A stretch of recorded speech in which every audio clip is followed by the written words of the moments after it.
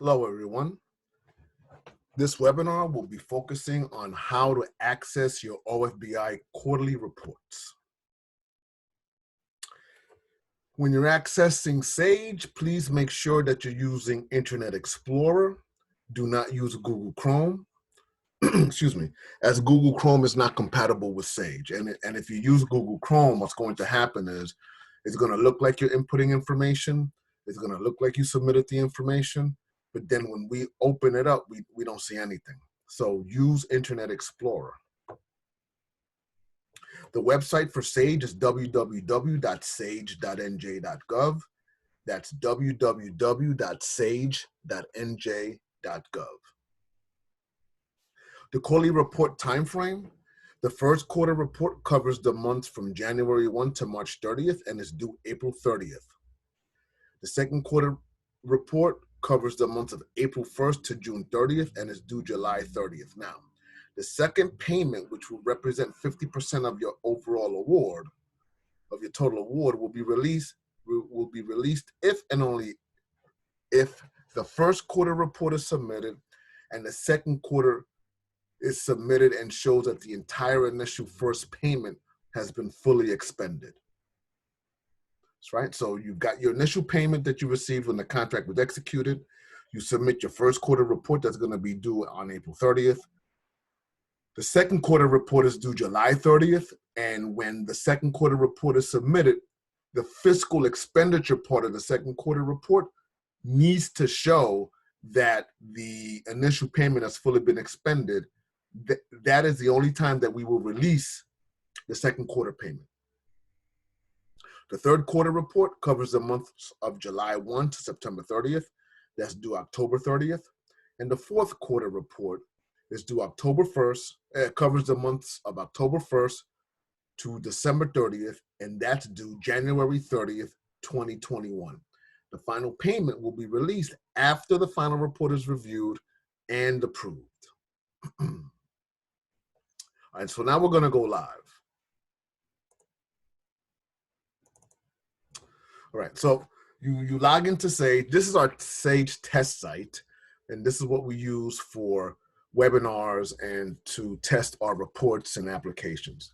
So you log into Zoom, excuse me, and you put your username and password, and you click login.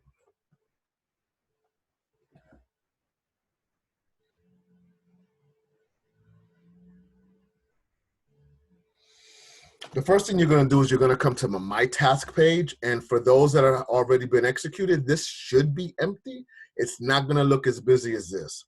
So when you get to the my task page, we want you to go to documents and click documents. When you get to the document, all document search page, we want you to go to document type and click the drop down box. And you should only see Project Atlas 2.0. I have to look for it because we have so much going on here. So you want to click on OFBI Project Atlas 2.0 2020.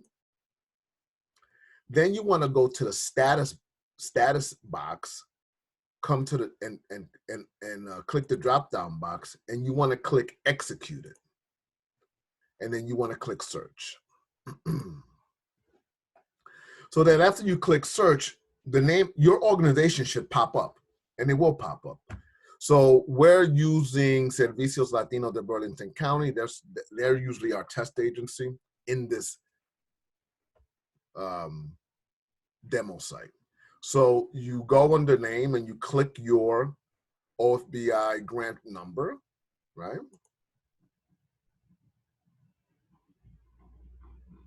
And then you're brought to the document snap page. First thing we want you to do here is hover over related documents and messages and find the link that says initiate an OFBI Project Atlas 2.0 quarter one interim report, quarter one. Click on that. You'll be brought to the agreement page. You click I agree.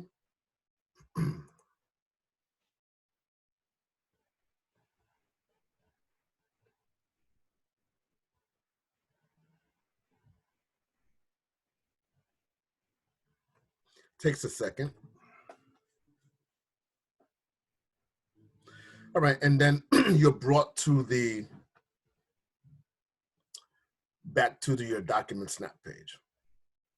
Then we want you to hover over forms, right?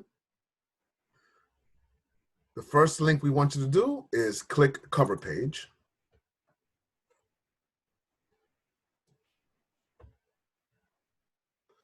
We want you to scroll down under reporting periods. We want you to click January 1 to March 30th.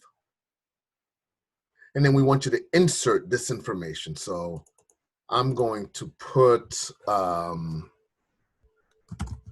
Jets Way, because I'm a Jet fan. Rutherford, New Jersey, 0890. I don't know what the zip code is, but you know. And then you come down to contact information of the person that's completing the narrative portion of the report. So you'll say Mr. or Mrs., whatever you want to say.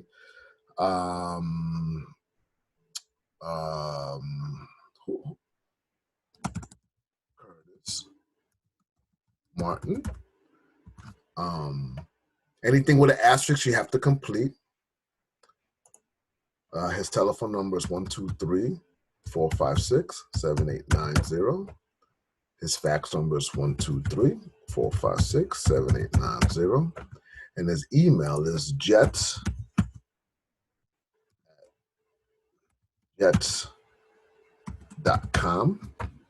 And then the next person is the person who's doing the fiscal report. If it happens to be the same person, you still have to complete the information.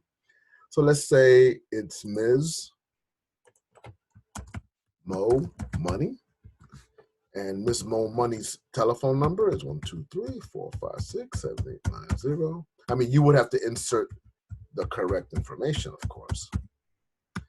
And it's jets@jets.com,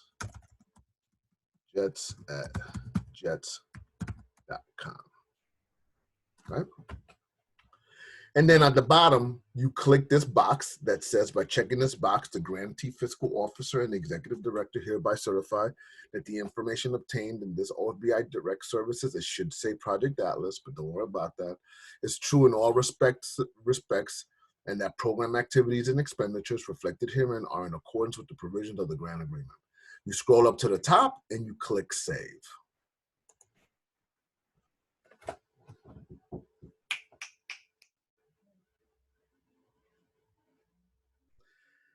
Then after you click Save, this box will appear. It'll say the information has been saved. You hover over Forms and you click Demographic Data.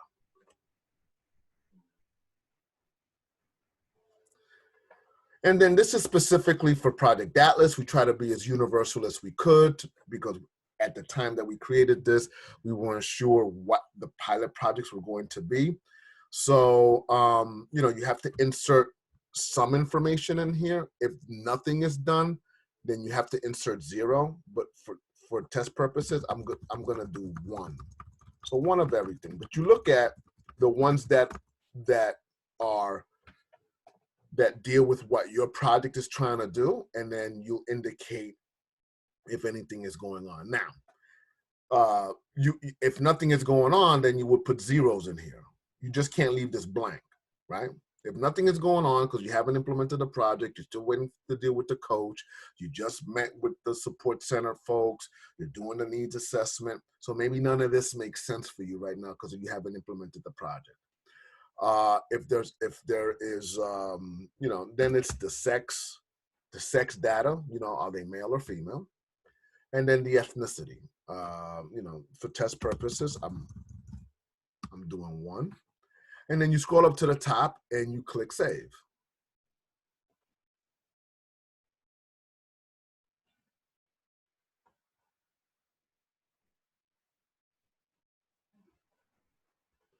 Okay, so it says your information has been saved and the following page errors have been found. Please specify other. All right, so I'll click 0 here. And let's see if that works.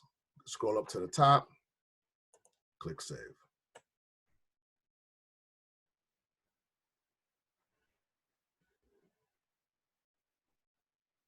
Perfect. So then the box comes up and says the information has been saved. You hover over forms, and then you go to the click narrative. So in the narrative page, you're going to be asked a series of questions, summary of activities. And it says it here, please describe your program's progress during the reporting period.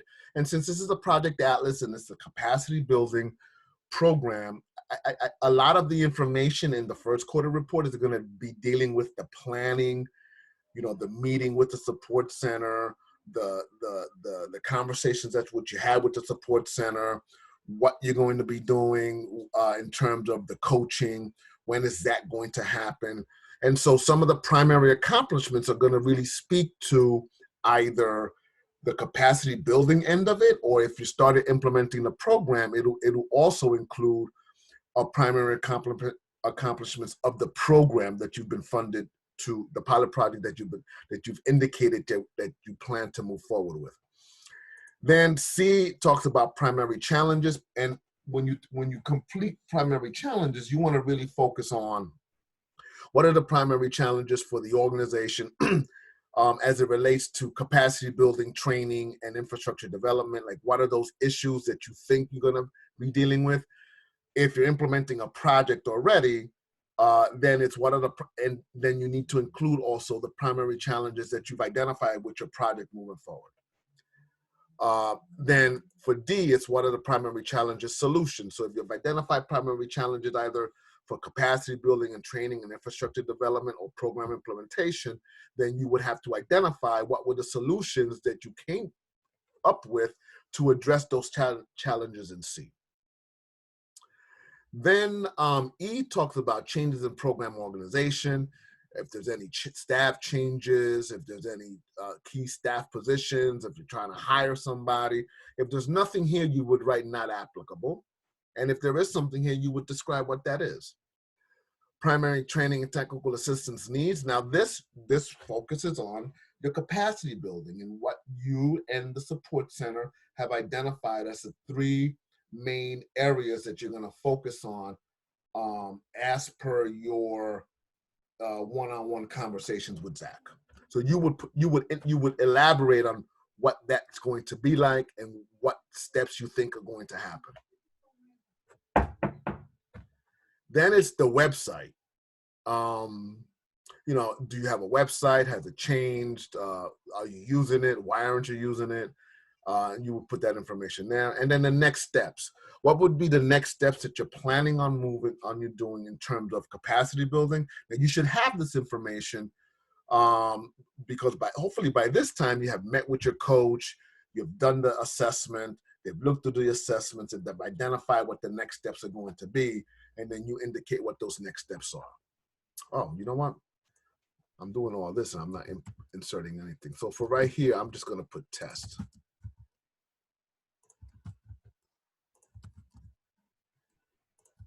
Test, and test. Because Sage is going to want something in these text boxes. So you want to be as elaborate as you can. Then you scroll up to the top and you click save.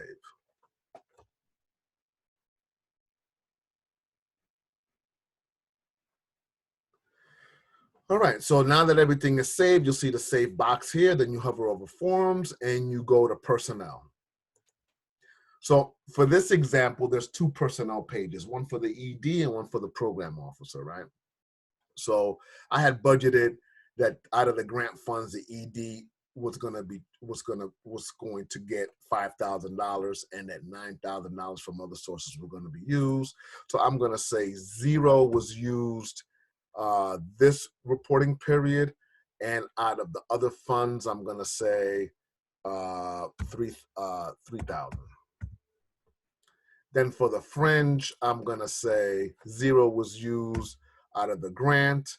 And I don't know, I'm going to say 100 was used from the other funds. So when you did your budget is going to be reflected on these reporting forms. So there's no wiggle room. What you wrote is what you're going to go with. All right. Then you scroll up to the top and you click save. Most of you only have one page, one personnel page, but in doing this, I created two. So if you have two, what you would do is go to the program coordinator one, click go.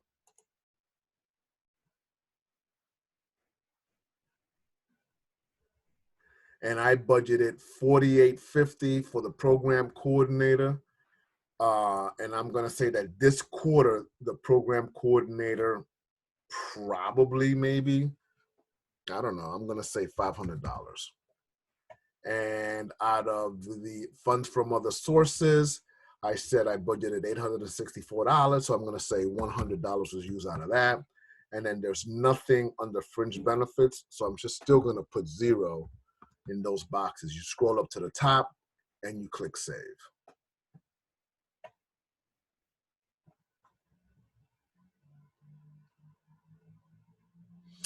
All right, and so everything has been saved, everything is added, everything is being subtracted. If you scroll down over, you'll see that that total expenditures for this reporting period is 500 and 100, 500 out of the grant, which is here, and 100 out of other funds, other funding resources. The remaining balance subtracts the 500 from the 4850, and it gives you 4350 here, and it subtracts the 100 from the 864 and gives you 764 here. So it does all the math for you.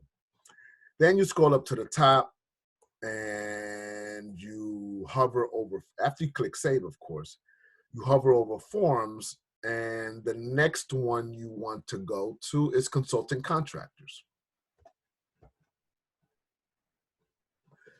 So if you have a consulting contractors page, that's fine. So the grant is this particular organization didn't charge the grant anything, but they said that there's $2,500 from other funding sources to support the youth stipends and the accountant.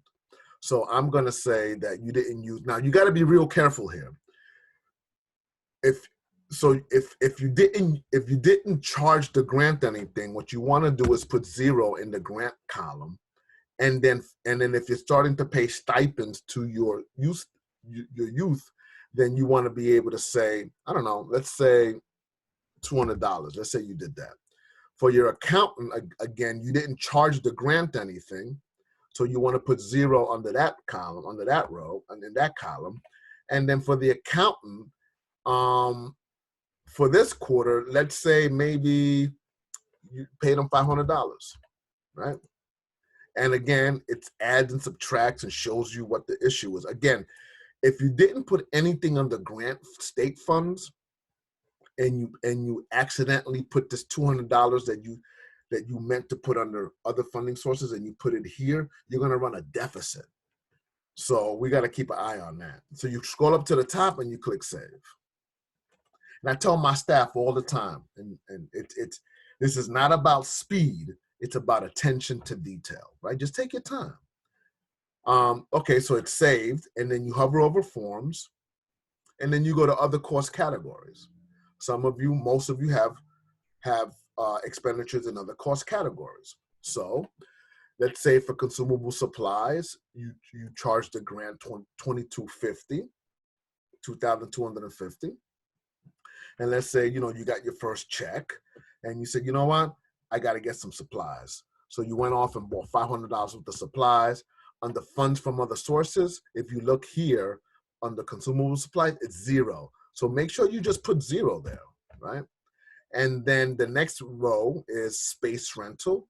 I said, $1,000 for the year, plus you're gonna use $2,600 from other sources. So let's say it's $250 for this quarter, and let's say you use another $250 from other funding sources. And then the third row talks about other. The other is already itemized, and this other is the admin, right? This is for admin. So let's say you use some of the admin for meals, and you just put, I don't know, $200 for meals, and then 0 from other funding sources, right? You scroll up to the top and you click save. Now remember, administrative costs are expenses that were not realized when you created the original budget. So this is where, if you have an admin line item, this is where you get that, oh man, we didn't budget for food, but we got this $1,500 that we can get food. Now this is based on $15,000, a grant.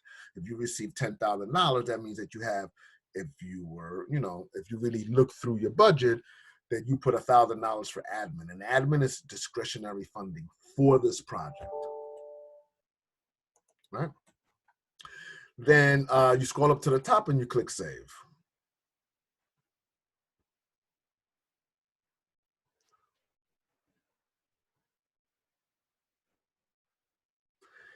So everything is saved, everything is added and subtracted, everything looks beautiful. This does the math for you. You just got to plug and play.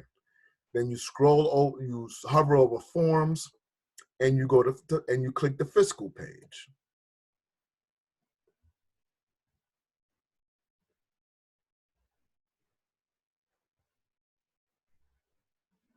So don't worry about this red sign because you may get it, and I'm gonna show you how to fix it. So when you get to the fiscal page, the first thing we want you to do is you're gonna see that some of the stuff is transferred over and some of the stuff hasn't transferred over, right? You don't have to put anything in the indirect cost row, so just leave that alone. First thing we want you to do is click the box on the bottom. It says, we certify that the foregoing budgetary information is true and correct, and all the expenditures are to be incurred solely for the purpose of the above grant. After you click that box, you come up to the top and you click save.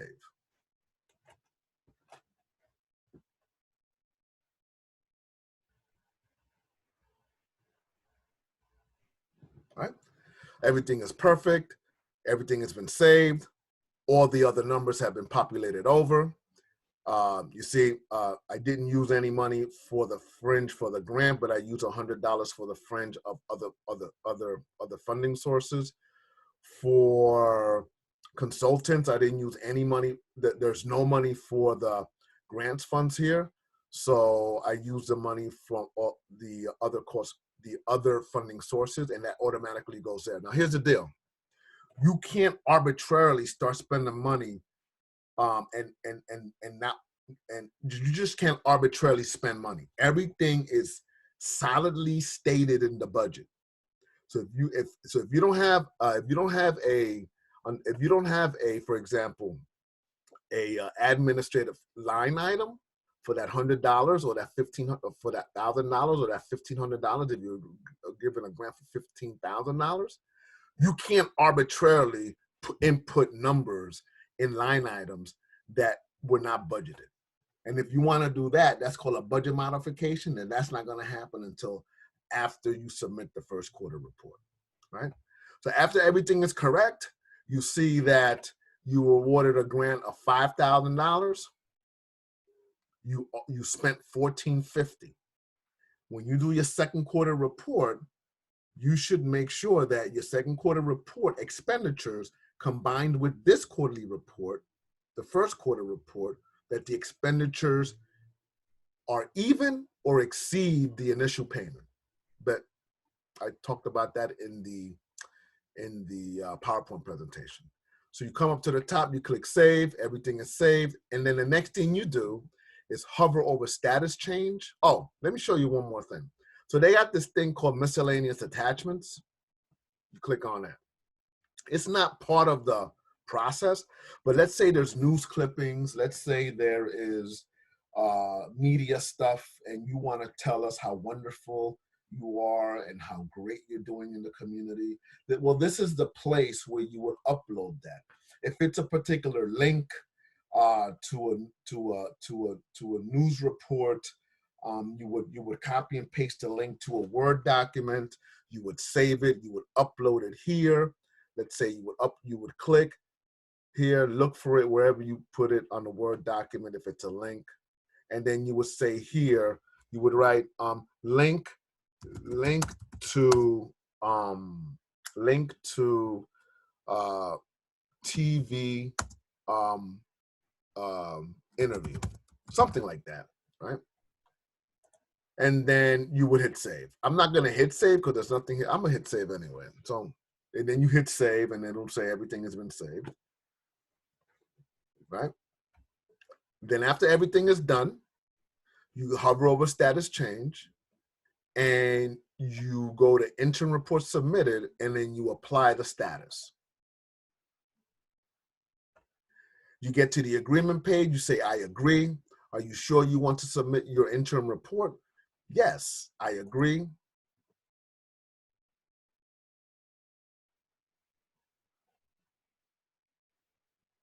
And boom, your report is submitted. It'll take you back to the document snapshot page, and on the current status, you'll see interim report submitted. That's all you need to do. All right.